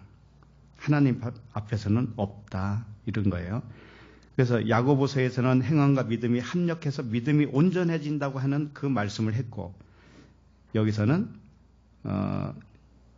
그 믿음이 없이 행함만 하면 그것은 자랑할 게 있겠지만, 육신으로는 자랑할 게 있겠지만 사실은 의롭다 하면 그 육신으로 못 받기 때문에 자랑할 게 없다, 이런 말씀이에요. 그래서 로마서에서는 그 인생의 모든 활동 자체로는 의롭다함을 받는 것이 아니다라고 한 거예요. 이제 구분이 좀 되죠. 로마서에서는 그 인생의 모든 활동 자체가 의롭다함을 받는 것이 아니고, 야고보서에서 말한 것은 믿음이 전제된 행함, 믿음이 전제된 그 인생의 모든 활동이 그것이 의롭다함을 받는 거야 라고 하는 겁니다. 그래서 인생의 모든 활동에서 보면은 선악의 일이 있고 옳고 그름의 일이 있어요, 없어요? 인생 자체로 보면은 선악, 옳고 그름, 좋고 나쁜 거 있어요, 없어요? 있잖아요. 근데 그 행함은 하나님만 선하다고 하는 그 믿음을 증명하는 필요한 도구일 뿐이라는 거예요. 아셨죠? 예. 그래서 만약에 이런 말이 있잖아요. 도끼가 어찌 찍는 자에게 자랑할 수 있느냐. 도끼는 뭐냐면은 이 세상 일이라고 보면 돼. 이 세상 일. 자, 이 세상을 내가 잘 살아냈다. 잘 살아냈어요. 건강하고 부자고 남한테 존경받고 해서 잘 살았어요. 근데 그게 뭐라고요? 도끼라고, 그건 도끼. 근데 그 도끼를 잡은, 도끼 가지고 이렇게 찍는 자에게 자랑할 수 있느냐 이거죠. 없죠. 하나님 앞에서는 없죠. 그리고 톱이 있잖아요. 나무 쓰는 톱이 어찌 켜는 자에게 자랑할 수 있느냐. 톱이 뭐예요? 이 세상 일이라고요. 이 세상 일. 근데 이 세상 일을 누가 운행하고 있어요? 하나님. 그러니까 이 세상을 아무리 잘했다고 해도 하나님 앞에 의롭다함을 받을 수 있냐 이거예요. 없다 이거죠. 자랑할 수 없다 이거죠. 그러죠? 그럼 오직 무엇 때문에 자랑해야 돼요? 네, 하나님에 대한 믿음. 그 믿음만이 하나님 주 안에서 자랑하는 거 있죠. 주 안에서만 자랑하라고 그러잖아요. 그 자랑만 유효한 거예요, 우리에게는. 그래서 세상 일이라고 하는 이 수단과 도구 자체는 불이에요. 세상 일 자체는 불이라고, 그냥 불인데, 그러나 믿음으로 세상 일을 행하는 사람은 세상을 진리로 풀어서 살아가는 믿음의 사람이죠. 세상 일을 진리로 풀어요. 해석을 할 줄 안다고요. 이렇게 살아가는 사람이 믿음의 사람이에요. 자, 그러면 로마서 4장 3절을 봅니다. 시작. 성경이 무엇을 말하느냐? 아브라함이 하나님을 믿음에 그것이 그에게 의로 여겨진 바 되었느니라. 자, 성경이 무엇을 말하느냐라고 하는 것은, 성경이 말씀하는 바는 지금 아브라함의 예를 들어서 하는 것과 같은 말씀이다라는 거예요. 지금 아브라함을 들어서 하나의 샘플로 말은 하고 있지만 성경이 전부 다 이 얘기다는 뜻이에요. 성경이 전부 다 이 얘기다, 그런 얘기예요. 아브라함이 하나님을 믿음에 그것을 그에게 의로 여겨진 바 되었느니라, 이렇게 했어요. 자, 아브라함이 하나님을 믿었죠. 자, 그러면 기독교인 치고 하나님 안 믿는 사람이 있어요, 없어요? 하나님 다 믿는다고 하죠. 아니, 어렸을 때부터 하나님 믿는다고 한다니까요. 하나님 안 믿는 사람은 거의 없을 거예요, 기독교인 치고는. 자, 그러면은 그런 식의 하나님을 믿었다라는 얘기일까요, 아브라함이? 아니에요? 그럼 어떻게 믿었다라는 얘기일까요?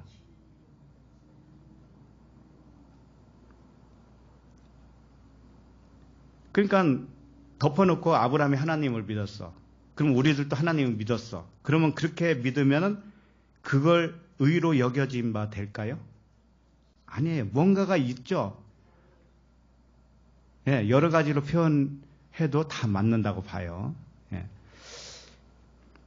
그래서 이 의롭다라고 여김을 받는 것이 이렇게 간단한 게 아니라는 거예요. 간단한 게 아니고, 간단하다면은 그냥 하나님만 믿어라 이렇게 하고 말죠.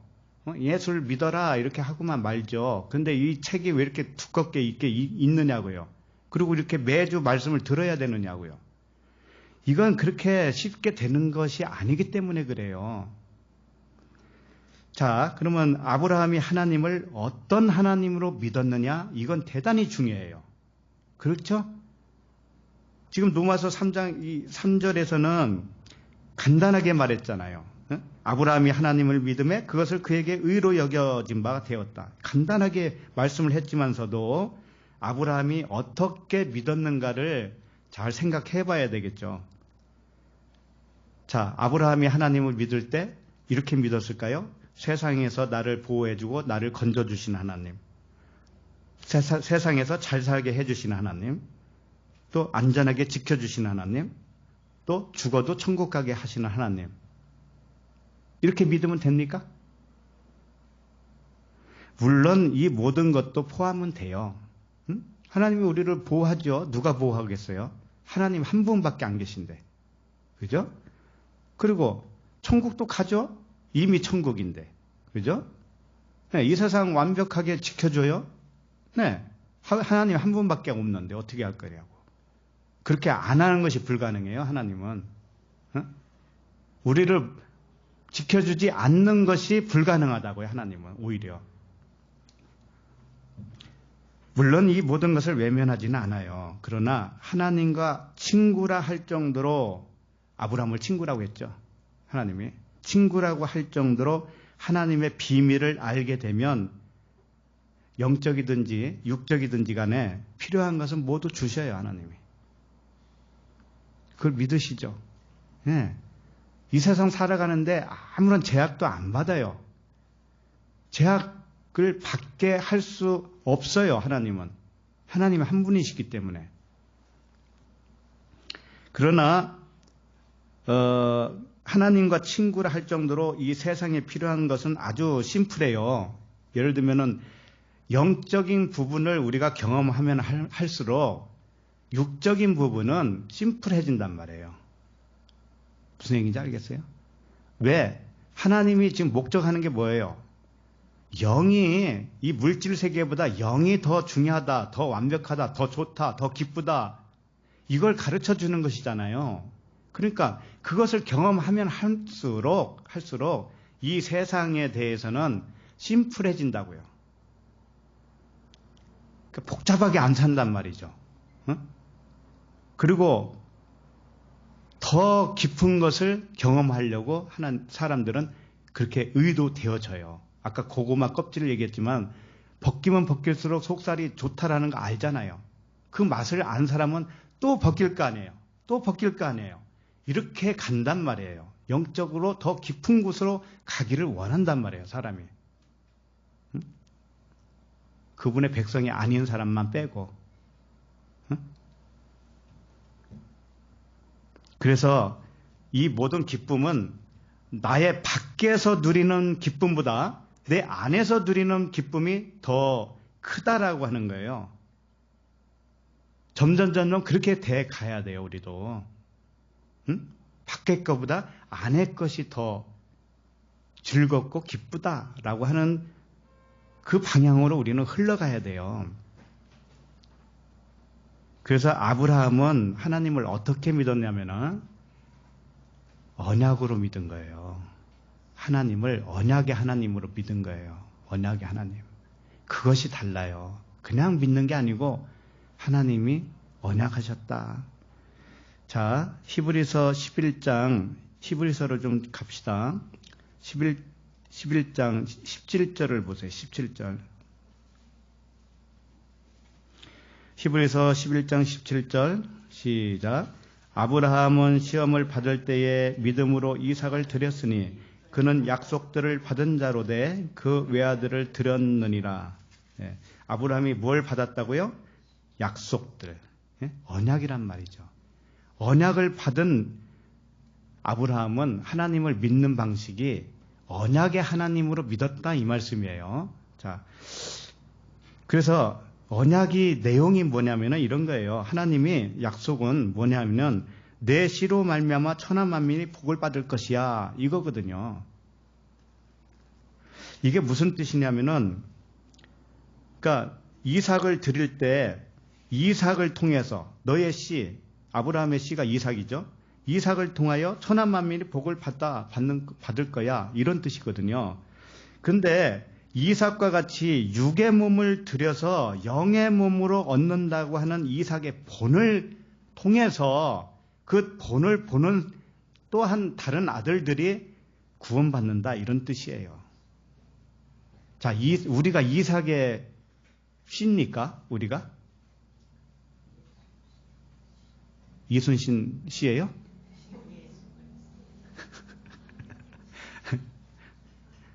아니, 육으로 말하면 당군이라며요. 그러니까 이삭을 통해서 천하 만민이 구원받는다고 하는 것은 이삭의 혈통으로 구원받는다는 얘기는 아니겠죠. 그러니까 이삭을 샘플로 인해서 이삭처럼 되는 사람, 아브라함처럼 되는 사람, 이런 사람들이 구원받는다는 뜻이에요. 그래서 결국은 예수 그리스도의 방식이잖아요. 그게 예수 그리스도, 예수로 죽고 그리스도로 살아나는 방식이죠. 이것을 아브라함 때부터 이미 알려주셨단 말이죠. 이건 불변의 방식이에요. 아브라함뿐만이 아니고 창세기 처음부터예요. 처음부터. 자, 18절을 봅니다. 18절. 시작. 그에게 이미 말씀하시기를 내 자손이라 칭할 자는 이삭으로 말미암아 하셨느니라. 왜 그러냐면은 이삭 내 자손이라 칭할 자는 이삭이다라고 할 때는 이스마엘과의 그 비교하는 의식이 있는 거예요. 무슨 얘기인지 알겠죠? 이스마엘과 이삭 아시죠? 이스마엘은 하갈의 자녀죠. 하갈과 사라는 두 언약이죠. 두 언약 중에 이스마엘은 유업을 받을 아들이 못 되죠. 하갈은 왜 그러냐면 땅의 언약이기 때문에, 사라는 하늘의 언약이기 때문에 하늘의 언약으로 내려온 자손이 유업을 받을 자손이지. 이걸 가르쳐 준 거예요. 그래서 이삭이라고 하는 영적인 아들이 된다라고 하는 뜻입니다.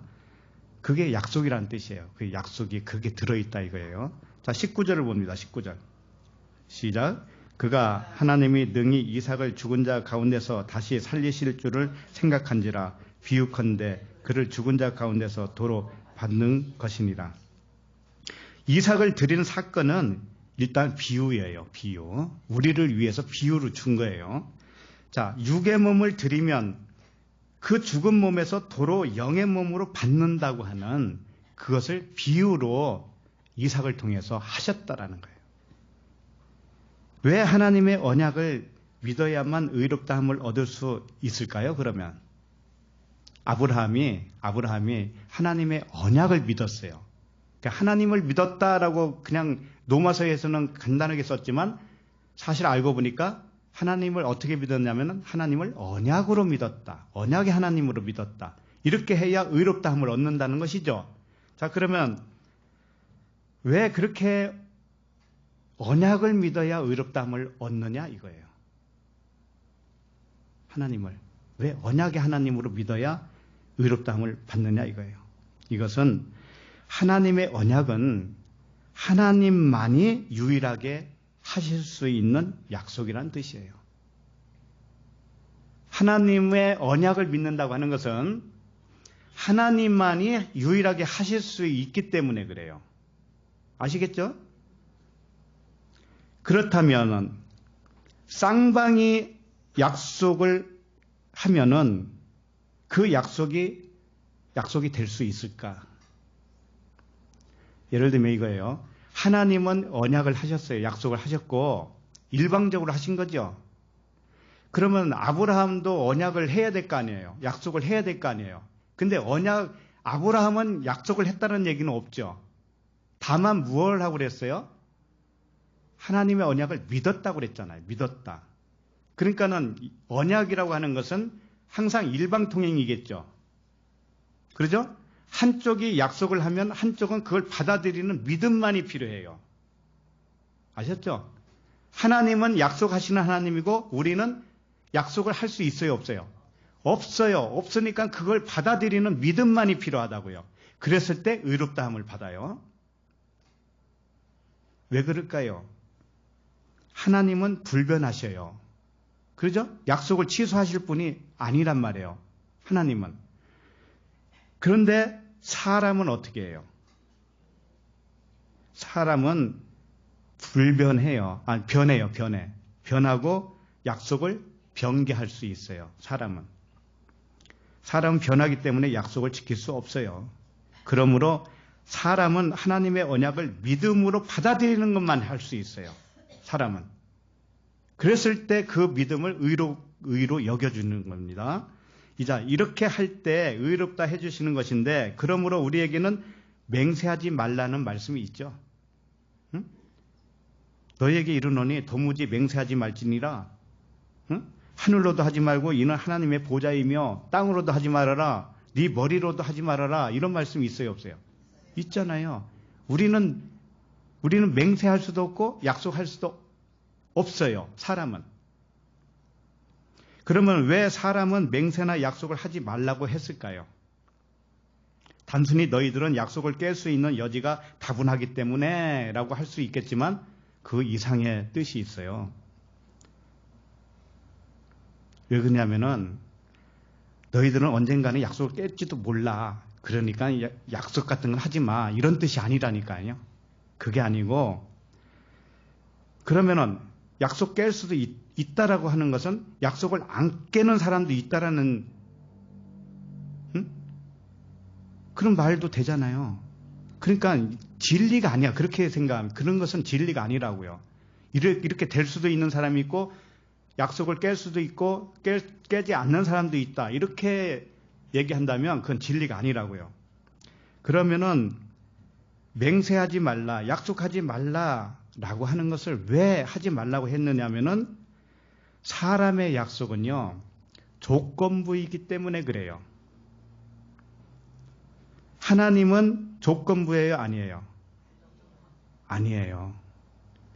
하나님의 약속은 사람이 변개해도 그 약속은 유효해요, 항상. 그러니까 조건부가 아니죠. 심지어 우리가 하나님을 믿었다 떠나간다고 할지라도, 그런 일은 없지만 떠나간다 할지라도 하나님은 떠나가지 않아요. 그래서 하나님의 약속만 조건이 안 붙어요. 조건이 없단 말이에요. 자, 그러면 사람은 어떨까요? 사람이 하나님께 약속을 한다고 하면, 사람이 하나님께 약속을 해. 근데 하나님은 하지 말라고 그랬죠? 근데 내가 내 의로 약속을 해버렸네. 그러면은 나는 조건부가 돼요. 사람은 조건부가. 왜? 하나님 아버지 이렇게 해주면 내가 이렇게 할게요. 그렇게 조건부죠. 약속은 항상 조건부예요.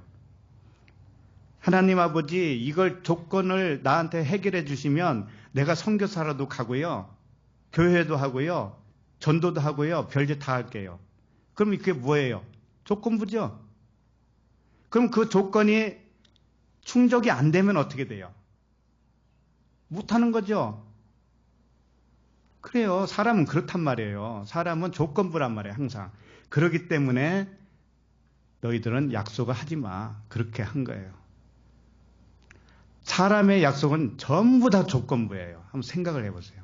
예를 들면은 집을 사고 팔 때 계약을 써야 안 써요? 계약금을 줘야 안 줘요? 주죠. 이게 조건부잖아요. 만약에 계약금을 안 걸면 약속이 안 돼. 계약이 안 돼. 언약이 안 돼. 왜 그럴까요? 조건이 없어져 버렸으니. 조건이 없어졌으니까 얼마든지 사고 싶다가도 안 사도 그만. 팔고 싶다가도 안 팔아도 그만 이렇게 되겠죠. 예? 그러니까 사람은 믿을 수가 없죠. 그래서 사람의 약속은요, 거짓이에요. 사람의 약속은 다 거짓이라고요. 왜? 그 거짓인데 거짓으로 못 가게 하려고 뭘 걸어요? 조건을 걸어요. 계약 위반 시에 계약금을 포기하든지 계약금에 파는 사람이 위반하면 계약금에 더블로 주든가 이렇게 이 조건을 걸어요. 사람은 이런 거예요. 그러니까 사람의 언약은 순수하지가 않죠. 다 거짓이 거기에 들어있단 말이에요. 그래서 약속은 조건부로 하기 때문에 언제든지 파기될 수가 있어요. 그냥 그 조건을 충족시켜버리고 내가 파기할 수도 있어요. 예를 들면 집을 판다고 했는데 마음이 변했어요. 계약금은 받았네? 그럼 위반하면 계약금 2배로 줘야 돼? 아니, 주고라도 나 포기할 거야. 이런 사람이 있어요, 없어요? 있어요. 얼마든지 있다고. 그러니까 이 조건을 건다고 하는 것은 계약을 파기할 수 있는 조건이 얼마든지 다분히 있는 거예요. 그런데 하나님은 무조건적인 사랑이란 말이에요. 하나님만이 무조건적인 사랑이에요. 사람이 배신을 해도 하나님은 사랑을 하셔요. 사람이 하나님에 대한 사랑이 없어도 여전히 사랑하셔요. 결혼은 어떨까요? 결혼할 때 혼인서약 해야 안 해요? 그게 조건이에요. 혼인서약이 조건이라고요. 검은 머리가 팥불이 되도록. 이게 조건이었는데 조건은 뭐라고 그랬어요? 거짓말이라고 했잖아요. 거짓말이 포함됐다. 그 조건을 그냥 충족시키면서까지 파기할 수 있다. 응? 얼마든지 파기할 수 있다. 그렇기 때문에 조건부였기 때문에 이혼도 비일비재한 거예요. 그러므로 서로가 사랑한다면 조건 없이 사랑해야 돼요. 조건이 없어야 돼요. 조건이 없으면 무섭죠. 네? 예를 들면 저 사람이 나를 사랑하지 않는데 내가 왜 사랑하지? 이렇게 조건이 붙으면 어떻게 돼요? 왜 그런 상황이 벌어지는가 하면은 사람이기 때문에. 하나님의 영이 왔음에도 불구하고 낮춰서 왔다겠죠. 그보다 못하게 왔다고 그랬죠. 우리는 동물로 말하면 하등동물이에요. 고등동물이 하나님이라면 하등동물이라고요. 그래서 우리는 약속을 못 지켜요. 약속을 지킬 수 있는 분은 유일하게 하나님만 하실 수 있어요. 그래서 우리는 약속을 하는 게 아니고 그냥 그걸 믿음으로 받아들이는 것만 할 수 있어요. 자, 그러면 우리들도 결혼을 했다든지 서로 사랑한다든지 그러면은 조건을 달지 말고 그것을 믿음으로 받아들이면 돼요. 저 사람이 나를 사랑해? 그러면 그걸 믿음으로 받아들여요. 또 저 사람도 믿음으로 받아들이기만 하면 되는 거예요. 조건이 붙는 순간 깨질 수가 있다라는 거예요. 그렇잖아요. 조건, 네가 나를 이렇게 하면 나도 떠나갈 거야 라고 하는 건 조건이죠. 그러나 조건이 없어. 그런 조건이 그냥 사랑 하나가 그냥 전부야 라고 하면은 깨질 수가 있을까요? 없을까요? 없어요. 그건 없다고요. 그래서 결혼식을 해도 되고 안 해도 되는 겁니다. 결혼식에는 꼭 혼인 서약식이 있단 말이에요. 그거 기분 나쁜 거라고 그게. 조건이기 때문에. 그러니까는 차라리 사랑하면 사랑 하나로 하세요. 그냥 무조건적인 사랑 하나. 조건 달지 말고. 그러면 결혼식을 하든 안 하든 상관이 없단 말이에요. 그것은. 앞으로 이제 혼인 서약식 빼버려야 돼. 그래서 조건이 없어야 돼. 조건이. 사랑하면 되는 건데 왜 그런 조건을 다냐고요? 왜? 그래서 약속을 상대방에게 지키라고 강요를 하면은 그 강요를 받은 사람은 무거운 짐이 돼요. 네? 결혼해서 부부 생활도 역시 똑같은 거예요. 뭔가 강요를 하잖아요. 그러면 강요 받은 사람은 무거운 짐을 가지고 있는 거예요. 예를 들어서 여보 나 이것 좀 해줘 했을 때 못 해주면 어떻게 돼요? 무거운 짐이에요. 그거 해줄 때까지 무거운 짐이라고. 이런 식이에요. 우리 인간 세상에서는.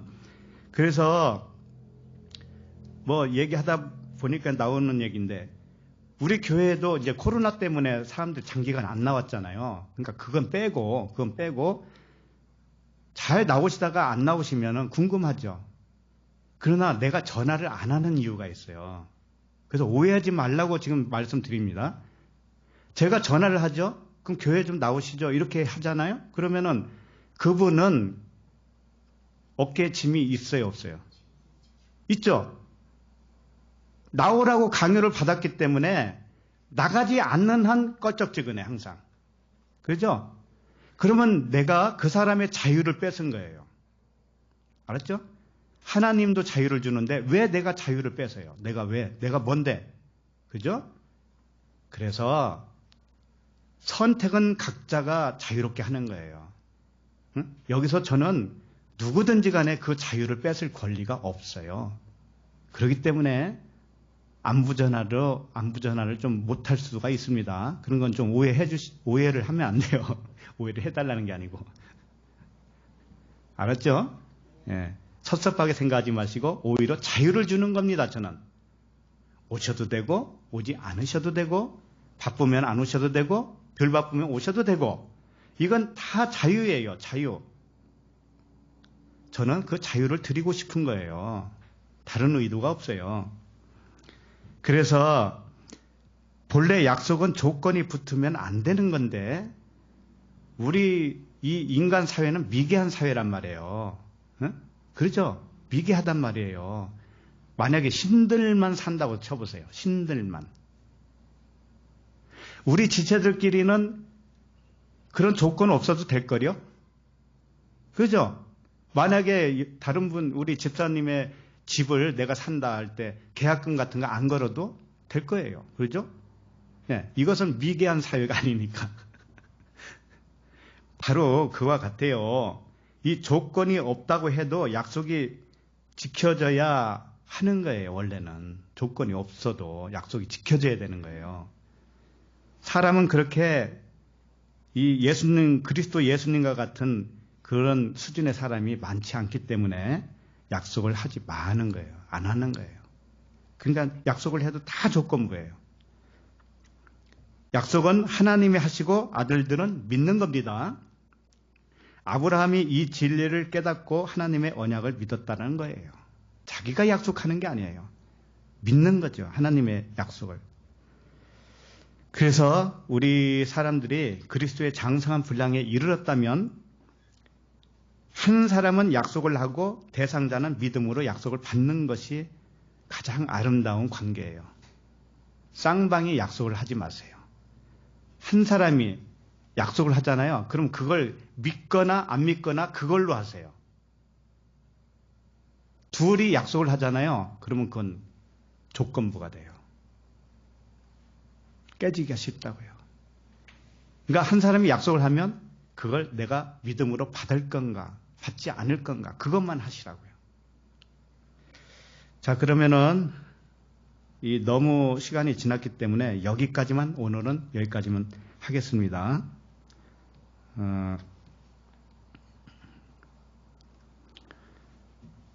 근데 사실은 잘 끝에 가야 오늘 제목이 나오는데 끝에 가지도 못해서 그러면 다음 주에는 2탄으로 할게요. 예, 기도하겠습니다.